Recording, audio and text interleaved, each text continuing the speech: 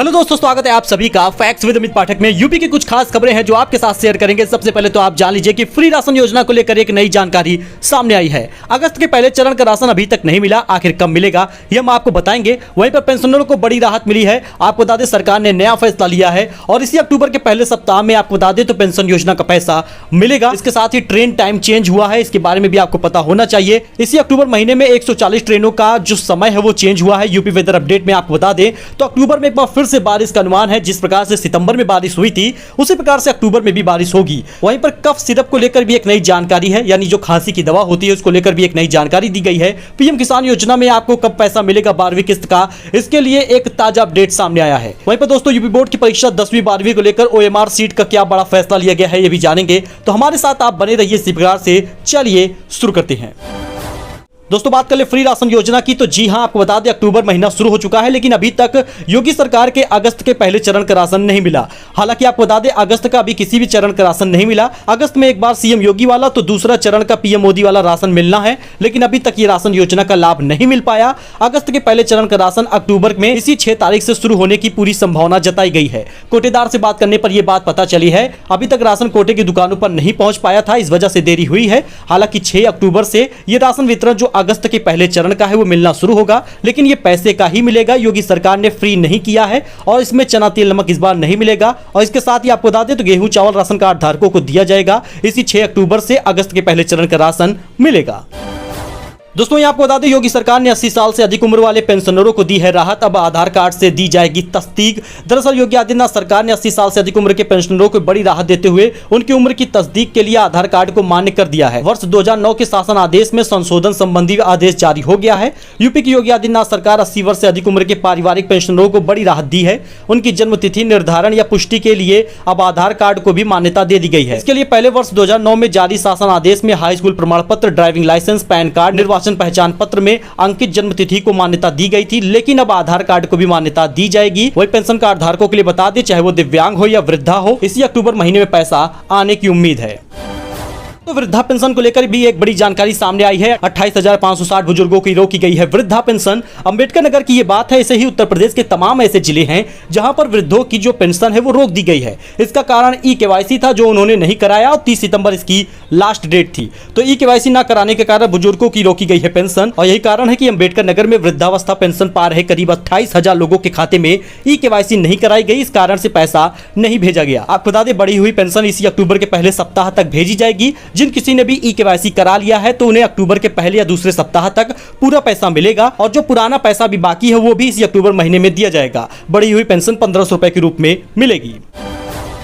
5G launch हुआ है। अब आपको बता दें इन शहरों में होगी सर्विस, इतनी होगी स्पीड, आपको पूरा पता होना चाहिए। 5G सर्विस लॉन्च होने के बाद काफी लोगों में खुशी जाहिर हुई। आपको बता दें पीएम नरेंद्र मोदी ने भारत में आधिकारिक तौर पर 5G टेलीकॉम सर्विस को लॉन्च कर दिया है। इस कार्यक्रम में भारत में 3 प्रमुख टेलीकॉम सर्विस प्रोवाइडर रिलायंस जियो, वोडाफोन और आइडिया यानी VI और एयरटेल भारत में 5G टेक्नोलॉजी की क्षमता का प्रदर्शन करने के लिए तकनीकी डेमो भी दिखाए हैं। यह उपभोक्ताओं के लिए सिर्फ एक मोबाइल नेटवर्क से कहीं अधिक है। 5G ऐसे कई उपयोगों के मामले में सक्षम कर सकता है जो वायरलेस नेटवर्क के साथ पहले कभी संभव नहीं था। भारत में 5G रोल आउट का पहला चरण 13 प्रमुख शहरों में यानी अहमदाबाद, बेंगलुरु, चंडीगढ़, चेन्नई, दिल्ली, गांधीनगर, गुरुग्राम, हैदराबाद, जामनगर, कोलकाता, लखनऊ, मुंबई और पुणे में हुआ है।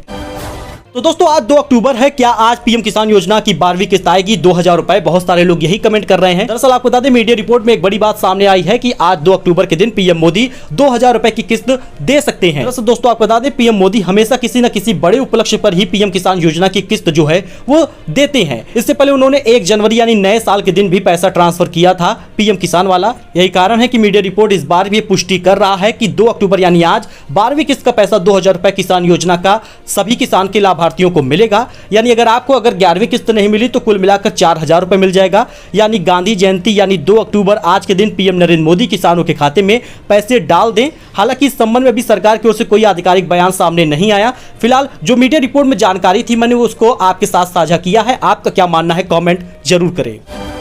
अच्छा यूपी वेदर अपडेट, अक्टूबर में फिर बारिश का अनुमान, जानिए कब से पड़ेगी सर्दी। जी हां दोस्तों, सितंबर की तरह एक बार फिर से अक्टूबर में बारिश का अनुमान लगाया गया है। अक्टूबर महीने में 4 तारीख को अधिकतम तापमान 31 डिग्री और न्यूनतम 24 डिग्री रहने की संभावना है। वहीं 5 अक्टूबर को अधिकतम तापमान 27 डिग्री से न्यूनतम 23 डिग्री रहने के आसार है। दोनों दिन हवाएं 21 किलोमीटर प्रति घंटे की रफ्तार से चलेंगी। मौसम विभाग के निदेशक ने बताया है कि नवरात्रि खत्म होने के बाद मौसम में थोड़ा बदलाव होना शुरू हो जाएगा, हल्की हल्की सर्दी शुरू हो जाएगी। दिवाली के बाद हल्की ठंडी उत्तर प्रदेश में महसूस होने लगेगी। 15 से 20 नवंबर के बाद गुलाबी ठंडी पड़ने लगेगी। साथ ही ग्रामीण इलाकों में 20 नवंबर के बाद हल्का कोहरा भी पड़ने लगेगा। आपको बता दें अक्टूबर से बढ़ेगा प्रदूषण, ये भी उन्होंने बताया है। विभाग ने बताया कि वायु की गुणवत्ता अक्टूबर से हानिकारक हो जाएगी। फिलहाल अभी वर्तमान समय में वायु की गुणवत्ता माध्यम 98 AQI है। अच्छा, वहीं पर ट्रेन टाइम चेंज हुआ है, आप भी अपना जान लीजिए, क्योंकि अगर आप कहीं पर भी प्लान बना रहे हैं तो सबसे पहले ट्रेन का टाइम जान लें, क्योंकि रूट भी चेंज हुआ है। आज से नया टाइम टेबल लागू हुआ है। लखनऊ में आने जाने वाली 140 ट्रेन का समय बदल गया है। आपको पूरी ट्रेन और टाइम टेबल भी हम इसमें दिखाएंगे। आपको बता दें इसमें चारबाग सहित लखनऊ जंक्शन, बादशाह नगर, ऐशबाग स्टेशन से आने वाले 140 ट्रेनों का समय बदल रहा है। वहीं दोस्तों आप यहाँ पे ट्रेनों की टाइमिंग भी देख सकते हैं, आगमन और प्रस्थान भी देख सकते हैं, चाहे वो बेगमपुरा एक्सप्रेस हो, गंगा गोमती एक्सप्रेस हो, श्रमजीवी सुपरफास्ट एक्सप्रेस हो या काशी विश्वनाथ एक्सप्रेस हो, सभी की टाइमिंग चेंज हुई है। जो पहले 8:10 पे जाने वाली थी वो अब 8:20 पर जाएगी। जो 7:55 पे प्रस्थान होने वाली थी अब वो 8:05 होगा। यानी सभी में टाइमिंग चेंज हुई है। आप यहाँ पे इसका स्क्रीनशॉट ले सकते हैं। आपकी जो भी ट्रेन है उसका टाइम आप यहाँ पे नोट कर सकते हैं। अच्छा, वहीं पर यूपी बोर्ड परीक्षा 2023 को लेकर एक बड़ी खबर सामने आई है। OMR सीट पर परीक्षा देंगे 10वीं के छात्र, 2 भागों में होगा प्रश्न पत्र। दरअसल आपको जान लेना, अगर आप यूपी बोर्ड के 10वीं के छात्र हैं या फिर आप उनके पेरेंट्स हैं, यूपी बोर्ड 2023 में पहली बार हाई स्कूल की परीक्षा में OMR सीट का उपयोग होगा। प्रश्न हल करने के लिए 10वीं के छात्र छात्राओं को सामान्य उत्तर पुस्तिका के साथ ही OMR सीट भी दी जाएगी। राष्ट्रीय शिक्षा नीति 2020 के तहत बोर्ड ने यह बदलाव किया है। इस संबंध में बोर्ड के स्तर पर तैयारियां शुरू हो गई हैं। 70 अंकों की लिखित परीक्षा के प्रश्न पत्र को 2 भागों में बांटा जाएगा। प्रश्न पत्र के लगभग 30% यानी 20 अंक का प्रथम भाग जो होगा वो मल्टीपल चॉइस क्वेश्चन होगा, यानी जिस पे टिक करना होगा, जिसका उत्तर परीक्षार्थियों के OMR सीट पर देना होगा। वहीं दूसरा भाग जो है वो 70% यानी 50 नंबर होगा, जो कि एक वर्णात्मक प्रश्नों का हल होता है, जैसे पहले होता आ रहा है वैसे ही होगा। लेकिन OMR सीट लेकर आया गया है तो अब 20 नंबर उसमें भी आपको करने होंगे। टिक द करेक्ट ऑप्शन के क्वेश्चन होंगे। वहीं आपको बता दें कंप्यूटर व मैनुअल दोनों तरीकों से जांची जाएंगी उत्तर पुस्तिकाएं। 2023 में 10वीं की बोर्ड परीक्षा और 2024 में 11वीं की वार्षिक गृह परीक्षा और 2025 की इंटर बोर्ड परीक्षा में OMR सीट व्यवस्था लागू होगी। उत्तर पुस्तिकाओं का मूल्यांकन 2 तरह से होगा। OMR सीट स्कैन कर कंप्यूटर में जांची जाएगी, फिर उसके बाद उत्तर पुस्तिकाओं का मूल्यांकन पहले की तरह शिक्षक भी करेंगे। यूपी के कॉलेज इस साल नहीं बढ़ा सकेंगे बीटेक की फीस, योगी सरकार ने जारी किया है आदेश। यूपी के कॉलेज इस साल बीटेक और अन्य तकनीकी कोर्सों की ट्यूशन फीस नहीं बढ़ा सकेंगे। योगी सरकार ने पिछले साल की ही फीस लागू रखने का आदेश जारी किया है। प्राविधिक शिक्षा मंत्री ने यह जानकारी दी है। यानी यूपी के कॉलेज में अगर आप बीटेक की पढ़ाई कर रहे हैं तो आपकी फीस नहीं बढ़ाई जाएगी। योगी सरकार का यह आदेश है। इसके साथ ही अन्य तकनीकी कोर्सों की भी फीस नहीं बढ़ेगी। वहीं यूपी न्यूज में आपको बता दें तो स्कॉलरशिप अप्लाई करने से पहले स्टूडेंट इन बातों का रखें ध्यान, क्योंकि बहुत इंपॉर्टेंट होता है ये सारी बातें, जिसको वो नहीं जानते उसके बाद उनका नुकसान होता है। जी हां, उत्तर प्रदेश सरकार की ओर से शिक्षा को बेहतर और सभी के लिए अनिवार्य किए जाने पर पढ़ाई को बोझ न लगे, इस वजह से स्टूडेंट को छात्रवृत्ति दी जाती है। लेकिन स्कूल और कॉलेज प्रशासन की ओर से बढ़ती जा रही लापरवाही के कारण काफी छात्र इससे वंचित हो रहे हैं। इसे लेकर शासन प्रशासन की ओर से काफी नाराजगी जाहिर की गई है। साथ ही साथ फॉर्म अप्लाई करते समय स्टूडेंट की ओर से काफी सारी गलतियां हो जाती हैं, जिसके कारण छात्र छात्राओं को, चाहे वो 9वीं 10वीं 11वीं 12वीं के हो, उनको छात्रवृत्ति अप्लाई करने में दिक्कत होती है और छात्रवृत्ति नहीं मिलती। तो जी हां दोस्तों, जिला समाज कल्याण अधिकारी सुशील कुमार सिंह ने बताया कि इस बार एक तो मेरठ जिले में बेहद कम छात्र छात्राओं को फॉर्म भरे गए हैं। यही कारण है कि उनके लिए एक बड़ी बात सामने आई है, साइबर कैफे पर ना रहे निर्भर। दरअसल छात्रवृत्ति फॉर्म को ऑनलाइन भरते समय छात्र छात्राओं को पूरी तरह से साइबर कैफे वाले पर निर्भर नहीं रहना चाहिए। फॉर्म भरते समय मोबाइल नंबर, ईमेल आईडी सहित अपने दस्तावेज और सबसे जरूरी आधार नंबर को सही से अंकित करना चाहिए, अन्यथा फॉर्म में गलती होती है, स्कॉलरशिप रुक जाती है। ऑनलाइन आवेदन के लिए जरूरी कागजात आप जान लीजिए। ऑनलाइन अप्लाई के लिए छात्र छात्राओं को आवासीय प्रमाण पत्र देना होगा, बिजली का bill, gas bill, ration card, voter ID card, Aadhaar card, PAN card, driving licence, इनका उपयोग वो कर सकते हैं, ये जरूर करिएगा। ध्यान रहे कि इसमें आधार कार्ड अनिवार्य है। अनुसूचित जाति और जनजाति के छात्र छात्राओं को जाति प्रमाण पत्र भी आवश्यक है, तो ये सब जरूर लगाएं। वही दोस्तों, यूपी हेल्थ न्यूज में आपको बता दें कफ सिरप कोरेक्स में नहीं मिली है कोडीन, प्रतिबंधित श्रेणी से बाहर कर बिक्री पर पाबंदियां खत्म की गई हैं। दोस्तों आपको बता दें उत्तर प्रदेश में कोरेक्स कफ सिरप पर लगाए गए प्रतिबंध को हटा दिया गया है और इसका आदेश जारी कर दिया गया है। अब इस सिरप की कितनी भी बोतल कोई भी व्यक्ति कितना भी खरीद सकेगा, इस पर कोई भी पाबंदी नहीं है। थोक विक्रेताओं पर प्रतिदिन सिर्फ 100 बोतल ही बेचने के प्रतिबंध को भी हटा लिया गया है।